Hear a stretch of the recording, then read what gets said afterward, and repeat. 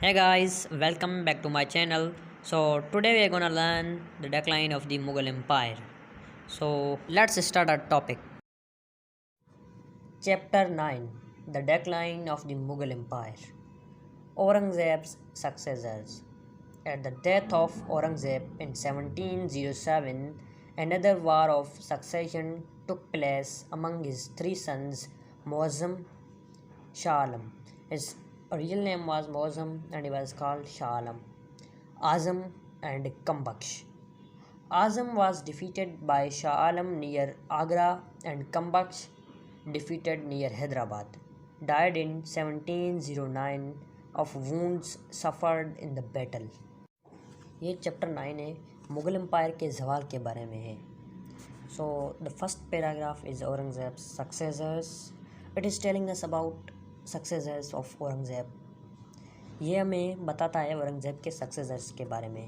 ये बता रहा है कि औरंगज़ेब की जब डेथ हुई थी 1707 में, तो दूसरी सक्सेशन की जो वार थी वो आ गई.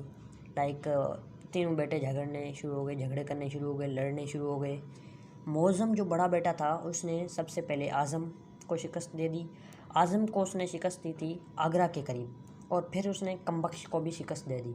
कम्बख्श को उसने हैदराबाद के करीब शिकस्त दी थी, जो मर गया था 1709 में. उसको एक ज़ख़म लग गया था एक जंग में, इसलिए वो मर गया था 1709 में. So that mean Shah Alam जो मौज़म था वो जो रूलर हो गया था, नेक्स्ट रूलर था मुग़ल एम्पायर का. Bahadur Shah one. It is next paragraph. Shah Alam took the title of Bahadur Shah I and ruled from 1707 to 1712. During these 5 years, he tried to pacify the Marathas and the Rajputs. Shahu, the son of Sambhaji, was released and allowed to go back to Maharashtra, where he became engaged in a struggle for power with Tarabai, widow of the Maratha leader Raja Ram.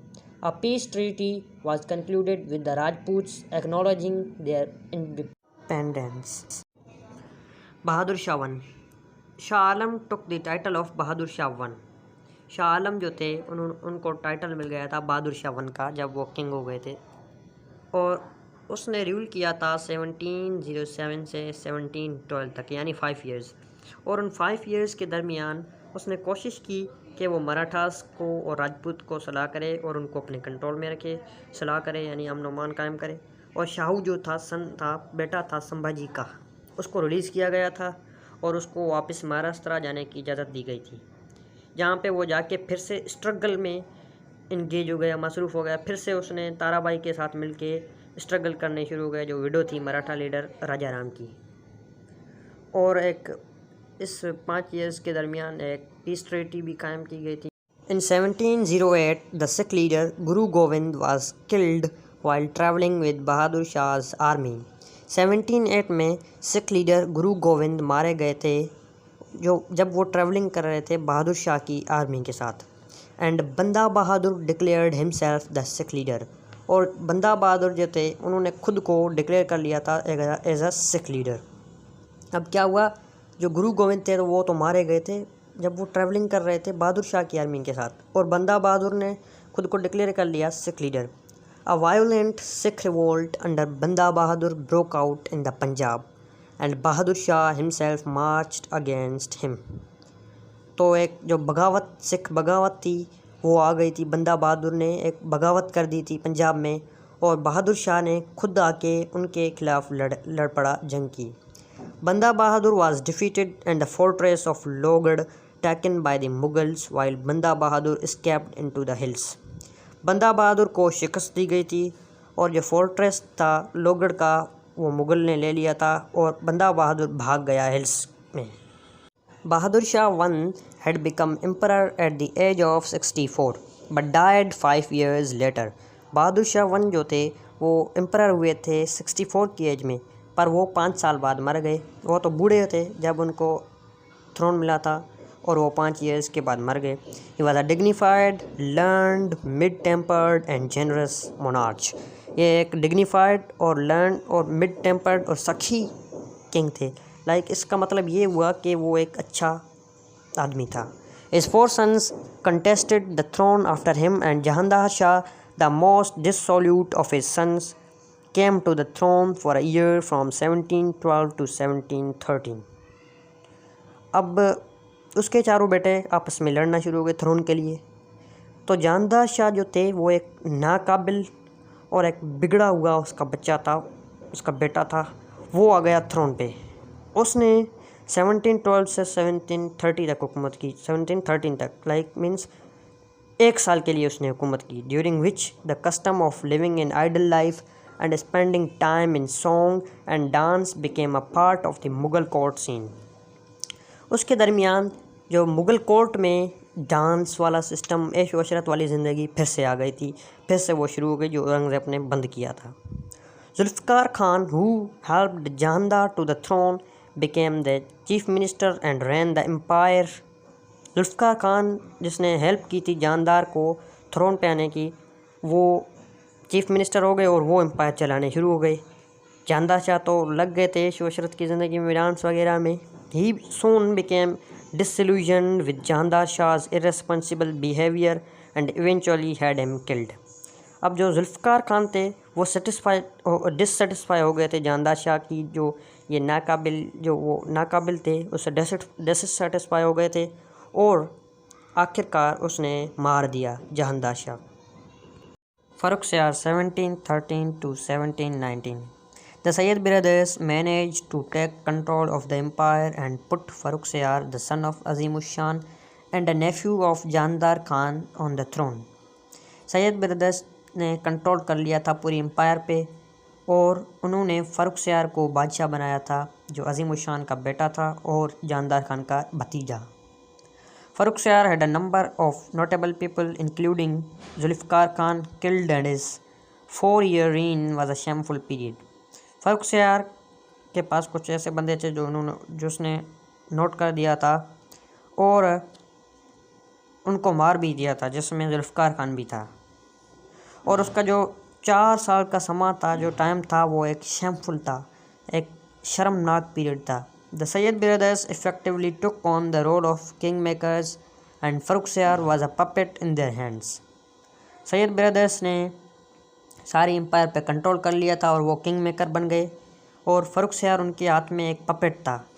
He was a weak person and despite plotting against them could not shake of the hold of Syed who eventually had him murdered. वो एक weak person था और आखिरकार Syed brothers ने उनको मार ही दिया। As a result of poor government and lack of good advice the economy almost collapsed and people suffered. जो फ़र्रुखसियार के दौर में जो मुग़ल गवर्नमेंट थी वो बहुत ही वीक थी और उसको कोई भी अच्छी सलाह देने वाला कोई भी आदमी नहीं था, कोई भी अच्छा आदमी नहीं था, उसके जो कोई भी अच्छा रूलर नहीं था। तो इसका नतीजा ये निकला कि इकोनॉमी मुग़ल एम्पायर की तकरीबन ख़त्म हो गई और लोग बेचारे फंस गए, उनको ये सारा फेस करना पड़ा। The weakness of the empire could be seen when the Jats started to raid and plunder the areas around Agra. अब हम मुग़ल एम्पायर का जो वीकनेस का अंदाज़ा इस जुमले से लगा सकते हैं, इतनी वीक हो गई थी मुग़ल एम्पायर के जट्स थे, उन्होंने लूटना और आगरा के करीब हमले करने शुरू कर दिए मुग़ल एम्पायर पर। The Rajputs defied the authority of the Mughals and Ajit Singh again had to be forced to submit to Mughal authority. Rajput ने मुग़ल अथॉरिटी से इनकार कर दिया था और अजित सिंह को फिर से फोर्स किया गया कि वो मुग़ल अथॉरिटी को माने। The most serious challenge came from the rising power of the Sikhs under Banda Bahadur who recovered the fortress of Lohgarh from the Mughals. और अब ये एक चैलेंज था, एक सीरियस चैलेंज था मुग़ल को कि बंदा बहादुर वो राइज़ हो रहा था, सिख लीडर था, वो राइज़ हो रहा था और उसने फोर्ट्रेस ऑफ लोहगढ़ की रिकवर कर दी थी मुगल से। बंदा was besieged in the fortress of Lohgarh, taken prisoner and put to death with a large number of his followers in 1715। बंदा बहादुर था, उसको उन्होंने पकड़ लिया मुग़ल वालों ने और लोहगढ़ की फोर्ट्रेस को वापस ले ली और बंदा बहादुर को एक कैदी बना के ले गए और उसके फॉलोअर्स के साथ बहुत से फॉलोअर्स को भी मारा और बंदा को भी 1715 में मार डाला। The Sikhs did not dare rise up against Mughal authority for a whole generation after that. और सिख्स ने कभी भी इतनी जुरत नहीं की कि वो मुग़ल अथॉरिटी के ख़िलाफ़ हो जाए, मुग़ल अथॉरिटी से बगावत कर दे। उसके बाद Farrukhsiyar continued to plot against the Sayyid brothers, who now joined hands with the Marathas and surrounded Delhi, entered the capital, imprisoned and blinded Farrukhsiyar, and finally put him to death in 1719. और फ़र्रुखसियार ने फिर से जो साजिशें करना शुरू कर दी Syed brothers के ख़िलाफ़, और सैयद ब्रदर्स ने जाके मराठास के साथ हाथ मिला लिए और दिल्ली को सराउंड कर लिया और कैपिटल में दाखिल हुए। फ़र्रुखसियार को कैदी बनाया गया और उसको अंधा किया गया और फिर उसको मार दिया। 1719 में फ़र्रुखसियार को सैयद ब्रदर्स ने मार लिया। अब हम ये अंदाज़ा लगा सकते हैं कि जो सैयद ब्रदर्स थे असल वो ही हुकूमत कर रहे थे पूरी मुग़ल एम्पायर पे, वो ही कंट्रोल कर रहे थे। किंग ये सिर्फ़ और सिर्फ नाम का था फ़र्रुखसियार। सारे भी जो भी आते हैं सारे, अब औरंगज़ेब के बाद बहादुर शाह 1 वो तो अच्छा था, उसके बाद जो भी आए हैं वो सारे पपेट ही थे। To retain their control the Syed brothers put 2 brothers Rafiuddarajat and Rafiuddaula on the throne for a couple of months each. और सैयद ब्रदर्स ने अपना कंट्रोल रखने के लिए, पूरी मुग़ल एम्पायर पे अपना कंट्रोल रखने के लिए अपने 2 भाइयों को थ्रोन पे बिठाया कुछ मंथ्स के लिए, रफ़ीउद्दराजात और रफ़ीउद्दौला को। Eventually one of Bahadur Shah's grandson Roshan Akhtar came to the throne taking the title of the Mohammad Shah. और आखिरकार बहादुर शाह का एक पोता रोशन अख्तर जो थ्रोन पे आया और उसको टाइटल मिला मोहम्मद शाह का। So guys, that's all from my side today. So subscribe my channel for part 2 and tap the bell icon so that you can get more videos. Goodbye.